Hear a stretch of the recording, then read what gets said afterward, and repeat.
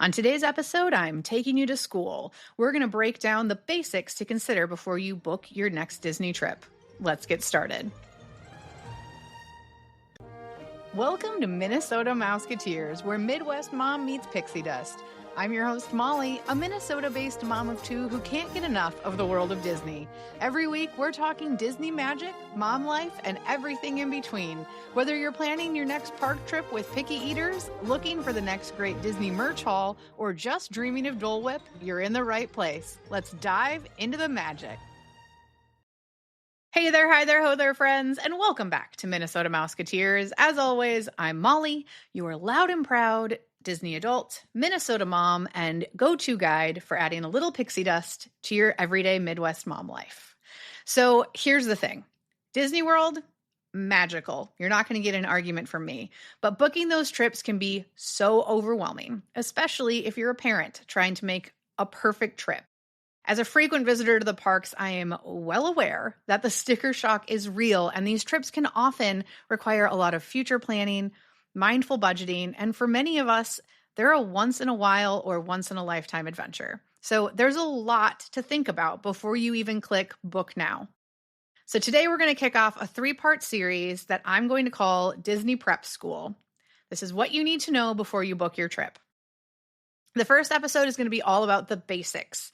So if you've never been to Disney World, you're in the right place. Or if you haven't been since the 90s and you remember paper fast passes and fanny packs, which have oddly enough made a comeback, consider this to be your refresher course.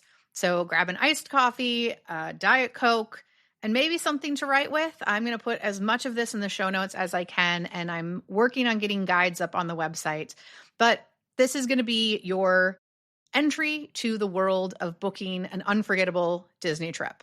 So you might be asking yourself, do I really need to know all of this stuff before I book?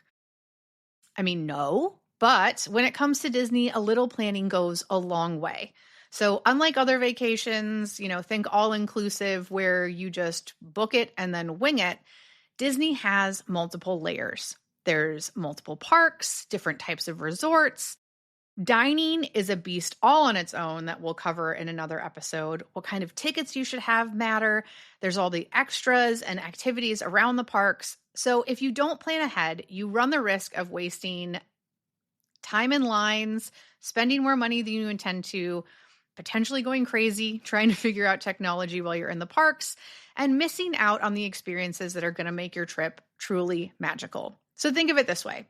Planning for Disney is like packing for a Midwest winter. If you don't know what you're doing, you're going to end up freezing in your Target sneakers when you really needed some duck boots or sorrels. So, okay, let's talk about it. Let's get to the heart of it all. The 4 theme parks that make up Walt Disney World. Because if you're thinking Disney is just Cinderella's castle, you're only seeing 1/4 of the magic. Each park has its own personality, energy, and must-do moments. Kind of like our kids, right? They're all different. They all bring something totally different to the table. But let's start with that piece de resistance. Let's start with the crown jewel of Magic Kingdom, the one that started it all. It's the park most people picture when they think of Disney World. Cinderella's castle rising above Main Street, the smell of popcorn, churros, turkey legs, the parades, the fireworks, and the feeling that you just stepped into the most magical place on earth. So Magic Kingdom is packed with all those classic attractions. Space Mountain, Pirates of the Caribbean, Haunted Mansion, It's a Small World, Peter Pan's Flight, which I will never for the life of me understand why the line's so long. I know there's a lot of evidence that it's a low capacity ride, blah, blah, blah, but I don't get it. Also Seven Dwarfs Mine Train, which is great, but honestly, the real magic at Magic Kingdom is in the little details. The cast members waving when you leave for the night, the Dapper Dan singing on Main Street, or your kid's face the first time they see the castle. Magic Kingdom is pure nostalgia and wonder. It's also the most kid-friendly for a lot of people and perfect for families with little kids. You're going to see the most characters there, but grown-ups also can feel the magic and feel like kids again. One of my favorite things to do is to sit on Main Street and watch as people come around the corner and see the castle for the first time. And fireworks. If you're at Disney and you have an opportunity to look around and watch the people around you watch the fireworks, it's truly an emotional experience. So when you think of Magic Kingdom, think fairy tales, fireworks, and just that classic Disney joy. Up next on the monorail, we've got Epcot. If Magic Kingdom is about fantasy, then Epcot is about curiosity and creativity. So Epcot is divided into two main areas. You've got the World's Celebration of Discovery. So formerly it was Future World, and then the World Showcase. The first half is all about innovation. You'll find Spaceship Earth, which is the big golf ball and the park icon, Test Track, Soaring Around the World, and Guardians of the Galaxy, which, in my opinion, and I will go to bat for this every time, is one of the best thrill rides that Disney has ever built. It's a spinning roller coaster that every time you ride has a different song. It's a great addition. But there's also World Showcase, which is my personal favorite part of all the parks. You get to travel around the world. You stroll through different pavilions representing 11 countries. Each has authentic food, music, culture.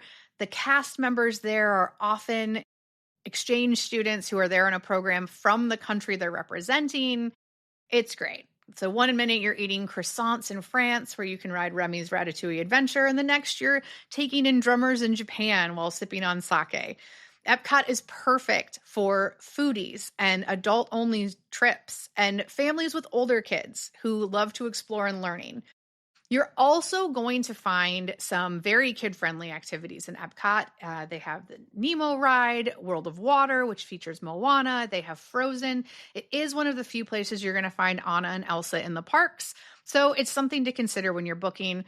Epcot is also home to all the festivals. Festival of the Arts, the Flower and Garden Festival, Food and Wine, Festival of the Holidays. So this is where you're going to find all these global seasonal flavors, futuristic vibes. Epcot overall, in my opinion, is a can't miss park because I think it has something for everyone. I also think Epcot can be a multi-day park. If you're trying to eat your way through the festivals, I highly recommend bringing a buddy. But there's just a lot to do at Epcot. Epcot is also on the Skyliner. You have access to boats that can bring you to Epcot if you're staying at an Epcot resort. Epcot is on the monorail. Lots of ways to access Epcot. Up next, we've got Hollywood Studio. So this park is for you if you are a diehard movie buff, thrill seeker, or a Star Wars fan. I kind of think of Hollywood Studios as Disney's nod to us elder millennials. You'll find a lot of the 90s cartoon characters featured there. Hollywood Studios has had a total glow up in the past few years. They added some of the most immersive lands that you're going to find at Disney. So we'll start with Star Wars Galaxy's Edge. You can pilot the Millennium Falcon, sip on blue milk, and you can feel like you're truly on another planet. And then you've got Toy Story Land, which is great. Everything is scaled up to make you feel like you're one of Andy's toys. It's bright and colorful and super family friendly. One of the more controversial rides at Hollywood Studios is Mickey's Runaway Railway. Why is it controversial? Because the theater used to house the Great Movie Ride, which was an awesome experience. But I think Mickey's Runaway Railway is a can't miss for families. Twilight Zone Tower of Terror is there. Rock and Roller Coaster is getting a new overlay of the Muppets. They also have one of my favorite and first memories of Disney, which is the Indiana Jones Epic Stunt Spectacular, the Frozen Sing-Along. There's a new Villains show. Hollywood Studios is, like so many of the Disney parks now, constantly changing and adapting. They're adding a new Monsters, Inc. roller coaster in the next couple of years. So there's a lot happening there. Hollywood Studios tends to be a more fast-paced and crowded park because there's a lot of that you can do in one day. A lot of older kids enjoy Hollywood Studios, so it's more action adventure, old-timey Hollywood glamour. They have their own holiday party. So there's a lot to do at Hollywood Studios. And rounding out the Fantastic Four, we have Animal Kingdom. Animal Kingdom is, in my opinion, one of the most beautifully Imagineered parks. It's part zoo, part adventure park, and really built by former Imagineer Joe Rohde with all of his heart. And when you know that Walt Disney originally wanted Jungle Cruise to be with live animals, it makes Animal Kingdom even more special because it really is one of the last true dreams of Walt Disney to come to fruition. They're all about culture and conservation, and it's home of Disney's most jaw-dropping design work, as I said. So the big must-see in that park is Pandora, the world of Avatar. You can ride Flight of Passage, which is a flight simulator, and it's truly a breathtaking experience, fully immersive.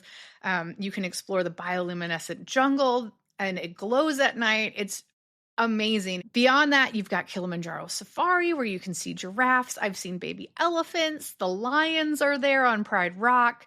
It's truly beautiful, and I highly recommend one small park tip for Animal Kingdom. If you're going, do the safari early. The animals are much more active before it gets hot in the day. Sometimes you can catch them getting fed, and it's really a great experience, especially for those kids who love animals. Other highlights of Animal Kingdom, they've got Expedition Everest. The Festival of the Lion King is one of the best live shows in the parks. Finding Nemo and the Big Blue and Beyond is a great show as well. So Animal Kingdom kind of moves at a slower and more relaxing pace than the other parks. It's a great first or last day park. When I take my family in a couple weeks, we're going to go in the morning and then take a break in the afternoon to go to Mickey's Not So Spooky Halloween Party. So there's lots of options in how to incorporate Animal Kingdom. If this is your first trip and you know you're going to take other Disney trips, it's a park where you could take a rest day. Doing more research, collecting more information on what park is going to fit best for your family is really the way to go. So those are the 4 parks. And as I said, each one tells a different story and offers you something truly unique. And part of the fun is figuring out which is going to fit best for your family. Some people are all in on Magic Kingdom. That's all they want to do. Others can spend 2 or 3 days just eating their way around the world at Epcot. And that's the beauty of it. There's no one right way to do Disney. So now that we have a feel for the parks, let's talk about what kind of trip you're actually planning. Because no 2 Disney trips are the same. And that's honestly part of the fun. So your trip is obviously most important to fit your family's season of life, not the other way around. You do not force your kids to power through and get it all done, because that's where people get so overwhelmed. They see the Pinterest perfect itineraries and think, boom, that's it. No way that I can't do all of this, and I'm going to do it all. And you know what? You don't need to. You don't need to do it all. So let's talk about the classic family vacation. This is we're taking the kids to Disney for the first time trip. Probably what most of us picture when we think about going. With these trips, you're going to focus on simplicity and flexibility, because your little kids are going to get overstimulated. And you're going to have a meltdown at 2 p.m. on Main Street because it's practically a rite of passage. So you need to pick 1 or 2 must-do attractions per park. Make sure you're scheduling in downtimes. The Disney resorts across the board have awesome pools. So plan in breaks for naps and snack times, pool breaks. You know, as you're planning your trip, if you're taking a family trip, staying at a resort that's close to your favorite park, like the Contemporary or Pop Century, if you want to be near Magic Kingdom.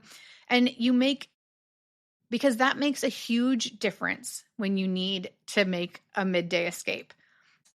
You need to make space for you to enjoy the moments, like watching your kids meet Mickey or eating a Mickey bar. Like, those are the things that make memories and the magic that's going to stick. So conversely, let's talk about an adults-only Disney trip.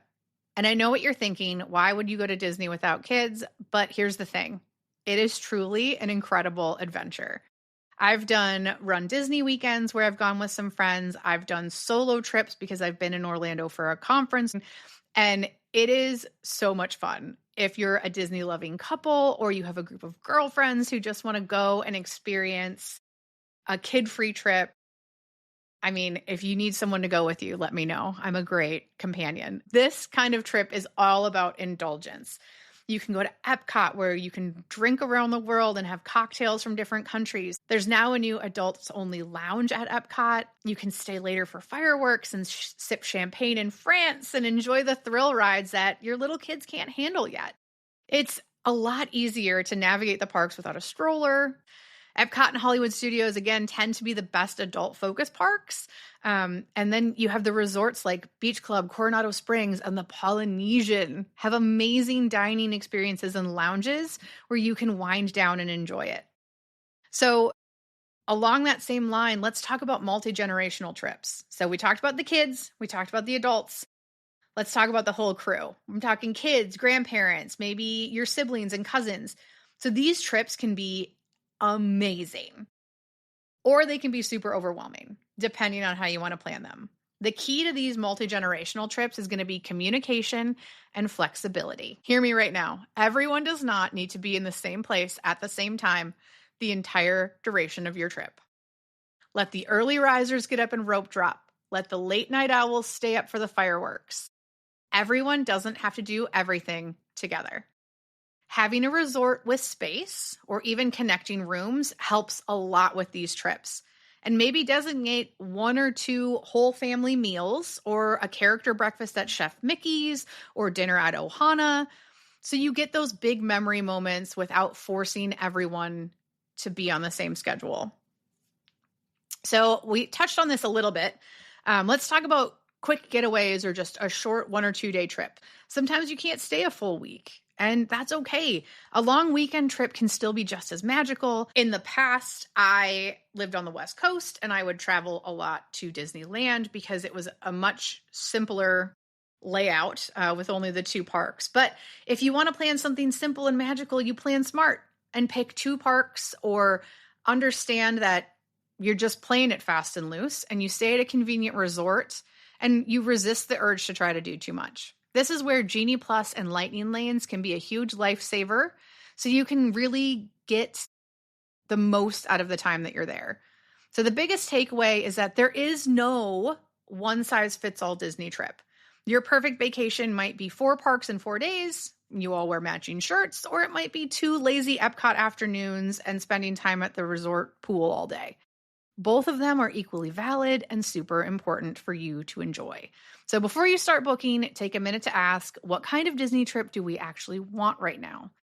The answer might surprise you, and it'll shape everything else you plan. So now that we've talked about the kind of trip you're going to plan and your park options, it's time for the biggest question. When is the best time to go to Disney World?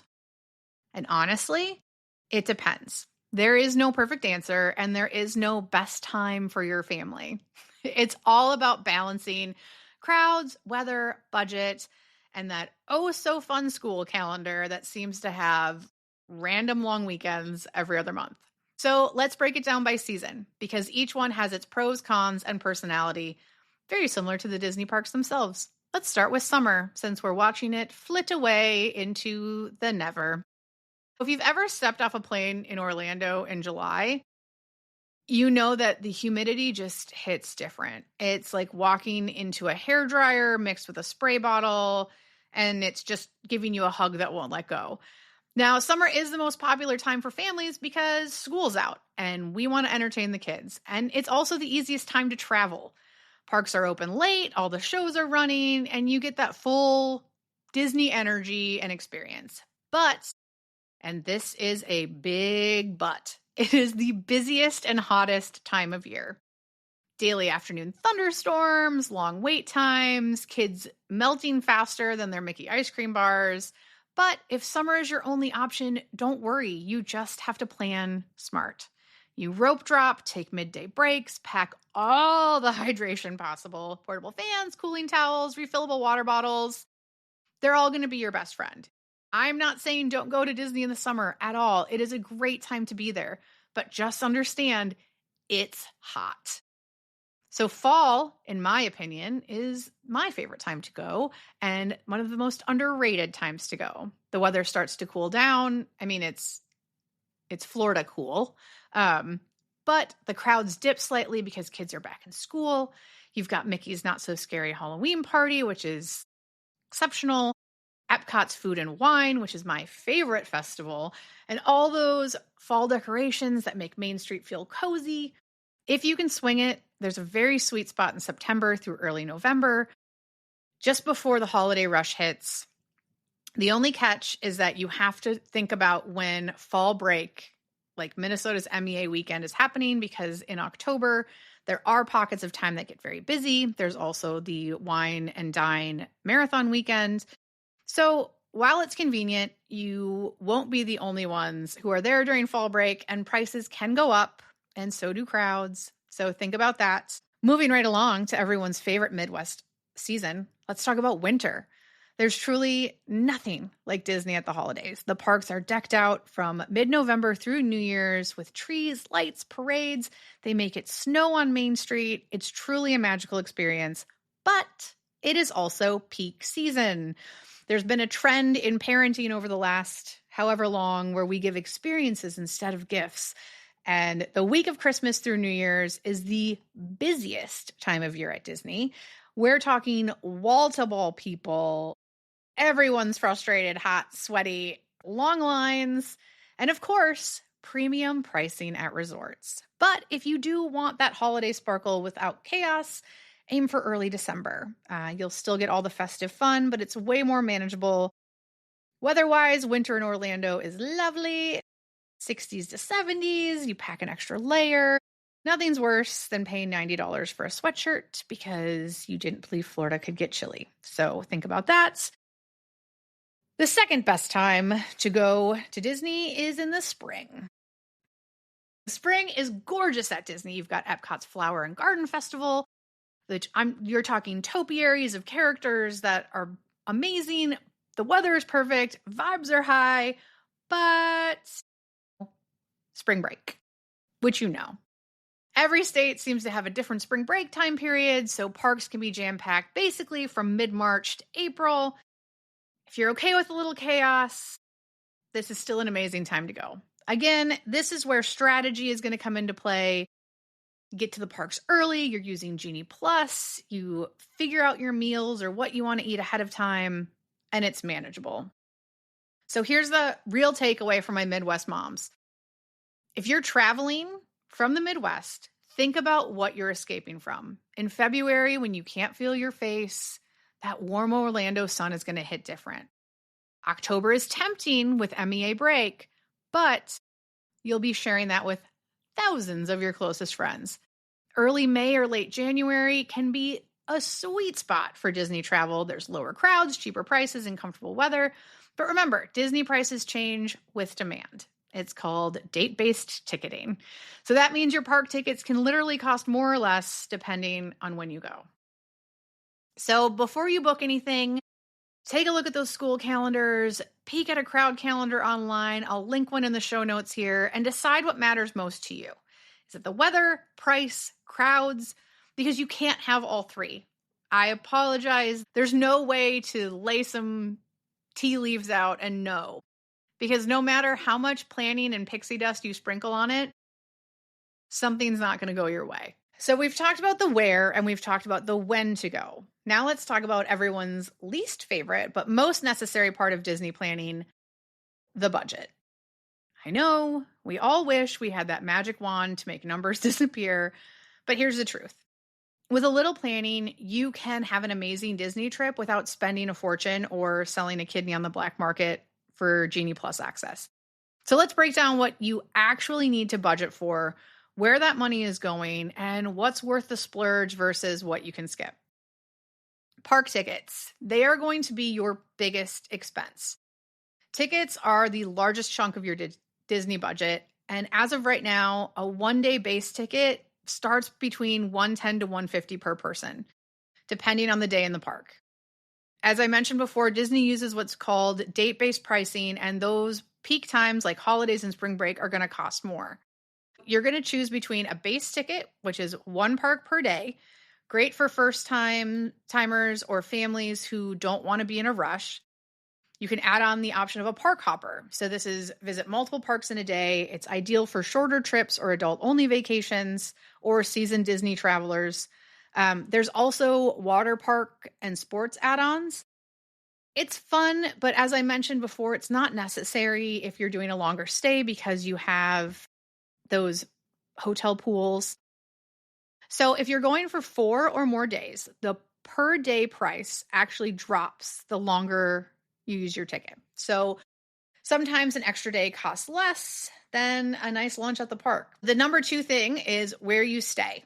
And let's talk about the magic of convenience, because your resort choice impacts not just your wallet, but also your sanity. We're going to do a whole episode about this, but let's talk about the types of resorts that Disney has. There's 3 categories. So you've got your value resorts. These are more budget friendly. They're bright. They're fun for kids. So like the All-Star Resorts or Pop Century. I like Art of Animation. These are great options. Moderate resorts, which are going to be Caribbean Beach, Coronado Springs. They're a great middle ground. They're usually slightly closer to the parks. Some of them are more spread out, so you should think about that if you want a more condensed resort stay. And then you've got the deluxe resorts. So the Polynesian, Grand Floridian, the Contemporary. These are beautiful resorts with close proximity to the park, lots of transportation options, but they are expensive. So there's also the debate of staying on site or booking off property. Staying on site is going to get you the perks like early park entry, free transportation, while staying off site, like at an Airbnb or the Marriott, can save you a lot of money, especially if you're going with a larger family, but you'll need to factor in how are you going to get there. So a rental car, parking fees, ride shares. Again, the Orlando area is built for family vacation. Airbnbs are exceptional, but you've got to factor in these things when you're planning. For families with little ones who need naps, such as mine right now, that easy resort access back to your room can be worth every penny. If you've got older kids or you're doing an adult-only trip, that's where you want to think about those off-site savings, and you can stretch your budget to buy more bourbon smashes in the American Pavilion. But it all depends on what you want for your trip. Speaking of that, let's talk about food and snacks. As I mentioned, Disney dining is a whole world of its own. You're going to find everything from grab-and-go snacks at food carts to quick service meals like chicken nuggets and fries, or signature dining experiences like the Ocean Restaurant at Epcot or Cinderella's Castle. Here's a rough layout of and this is very rough, what you can expect to spend per person per day. If you're doing quick services, it's going to be $15 to $25 a meal. Table services are going to be $30 to $60 a meal. There are more advanced dining experiences that are more expensive. Snacks and drinks are going to usually run you between $10 to $20 because you're going to buy a Mickey pretzel, and let's be honest. So if you're on a budget, consider bringing your own breakfast items, and reusable water bottles are lifesavers. Disney lets you bring snacks and sealed drinks into the park. This is a lifesaver if you're like me and you have picky eaters. My kids will only eat certain kinds of applesauce pouches. Another aspect of your budget to factor in is going to be transportation. So if you are, how is your family getting to the airport? How are you getting home from the airport? How are you getting from the airport to your resort? The Disney's Magical Express was a great resource. However, that sadly went poof during the pandemic, but they do still have the Mears Connect or Sunshine Flyer shuttle bus. You can get an Uber or Lyft, which is probably going to run you like $30 to $50 each way from the airport to your Disney resort. You can get a rental car, which is great if you're staying off property. But once you're on Disney, there's transportation. You've got buses, the monorail, Skyliner, there's boats, and that's totally free as long as you're staying on property. So don't stress out too much about transportation. You have access to it. Another place where your budget can go kaboom is with the extras. You're going to want to think about Genie Plus and Lightning Lanes. I'm going to do an episode on that. This is kind of line skipping passes. And for those premium rides, those can run $20 to $35 a day. The Memory Maker, so this is your photo pass. It can be worth it if you have cooperative kids. Pictures in front of the castle are great. Souvenirs are a big money grab. Mickey ears, spirit jerseys, bubble wands, matching shirts. It's going to add up quickly. So make sure you have an idea of your souvenir budget.